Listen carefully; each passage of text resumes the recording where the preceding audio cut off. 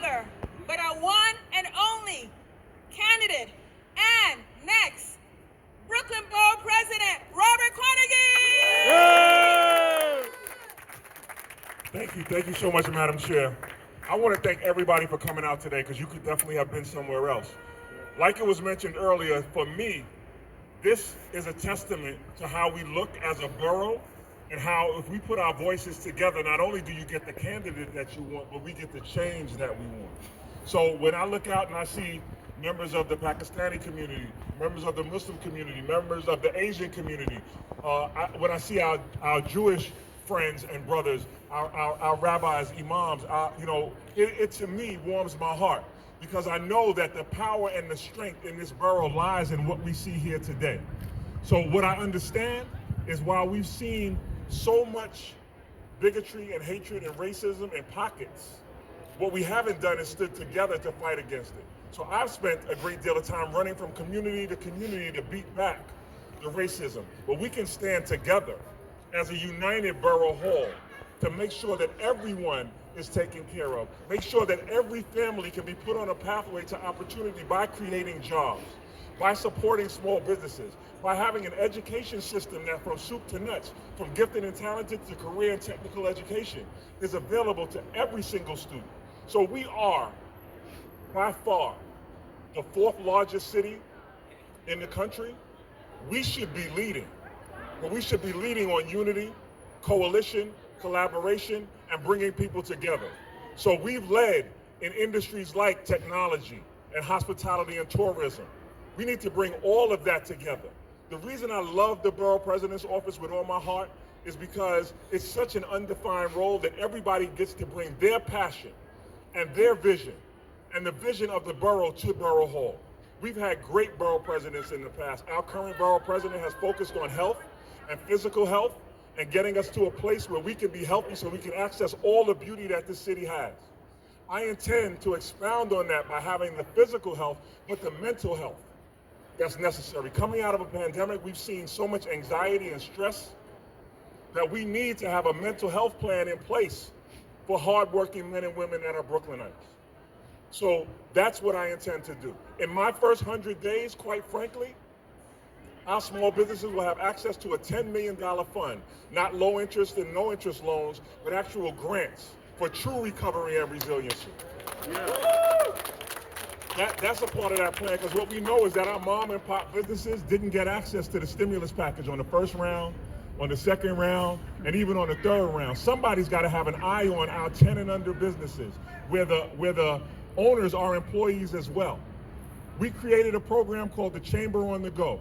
And the Chamber on the Go takes all of the city services, as access to capital and technical assistance, directly to the doorsteps of our small businesses, because we know that those mom and pop businesses don't have the capacity to leave for 45 minutes or an hour. They have to watch their businesses from sunup to sundown, especially in this climate. So I get to bring the chair of small business and the chair of housing and buildings acumen directly to Borough Hall. Those are the pillars, including public safety, that are going to be about true recovery and resiliency. It's your voice that I'm excited about carrying. When I'm in whatever corner of the borough of Brooklyn, I'm getting recommendations, and I'm saying that nicely. If I had any superpower, though, quite frankly, it's in taking your recommendations and turning it into solid policy and legislation and making sure that your voices are heard. I have a proven track record for delivering exactly that in every corner of the district that I serve. And quite frankly, as somebody who is in the top 10 percentile of substantive legislation produced, I have created opportunity for the entire city of New York. There is no reason that with your voice and your support, we can't make this the greatest borough in the greatest city in the greatest country in the world. There are so many people to thank, and when I'm tired and I'm going district to district, I get to sit with people who energize me, who I'm energized by, hearing their stories, hearing the immigrant experience in this country, in this city, and in this borough. If that doesn't energize you, I don't know what will. Hearing how people came here with the idea and the dream that they could make it not only for themselves, but their family, their culture, their children, gives me a mandate to create that opportunity from Borough Hall. This is the loudest bully pulpit in the state of New York, with almost $100 million capital budget, plus our powers around zoning and land use. We can absolutely have responsible development and create affordability in this borough from the borough president's office. So I am pleased to stand with so many men and women who have said that they support me. But if I'm being honest with you, I don't have one relationship up here that's political.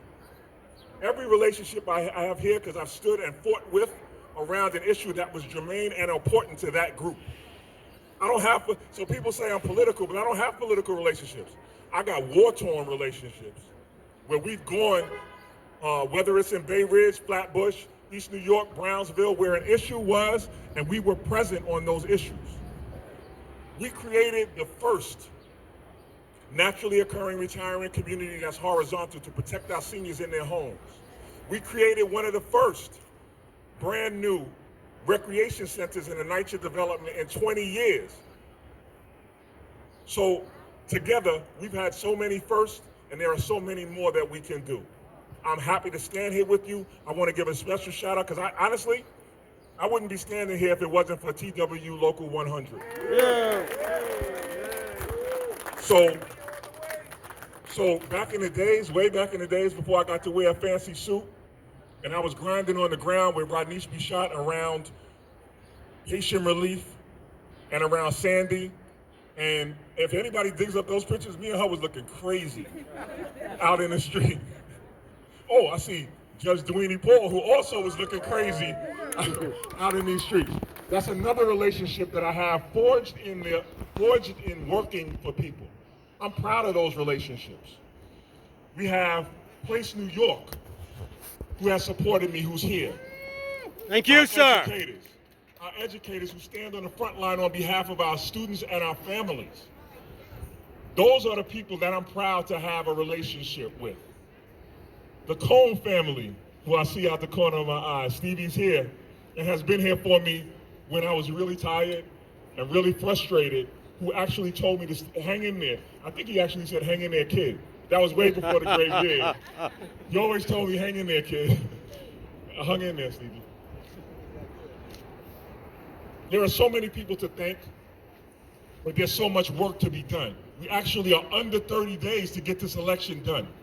Yes. And I saw somewhere somebody published that dark money was being poured into campaigns. I don't know about dark money. I do know about Miss Simpson and the Marcy houses who had a fish fry for me. I don't know. I don't know about the dark money and where the dark money is coming from and how that shows up. I know about the Pakistani American community who got together and made sure that their voices were heard and that resources were poured into the campaign. I don't know about dark voices. I know about my family and friends in Crown Heights and Bed-Stuy and Bensonhurst, every corner, who represented with their small donations to make sure that our voices could be heard. I don't know about dark money. I know about the people, the men and women who are hardworking and who have spent their resources to make sure that through me, their voices are heard. So when you hear that dark money story, they ain't talking about me. I don't know who they're talking about, because we have worked really hard to make sure that everybody's voice is represented. So I want to take this time to say thank you. We've had a nice afternoon celebrating together, but I got to get back to work. Yeah. And you have a reasonable expectation that I am going to, no one is going to outwork me in the quest to have your voices heard in Borough Hall. So for the next 30 days, 29 days, we got work to do, and my campaign manager is going to get up here and give you a task. My only task is that you pour as much of your heart and soul into making sure that you choose a candidate that truly represents your values and your voices. There's a lot of shiny things spinning around, and there'll be a lot of commercials, and you're going to get 150 pieces of literature. But when it's all said and done, look at who stood for you in times of struggle, not in times of convenience. We had a pandemic that lasted, that's still going on, 14, 15 months, where food insecurity in every corner of this borough was an issue. And we've been helping fight that with your help and support. So I want to thank you all for coming out. I want to thank you for your support. I want to let you know that your support, whether it's in resources or bodies, represents me being energized and going back to work. Thank you. Thank you, Robert Cornegy. Cornegy! Cornegy! Cornegy! Cornegy! Cornegy! Come on! Cornegy! Come on! Come on! Cornegy! Come on! Come on!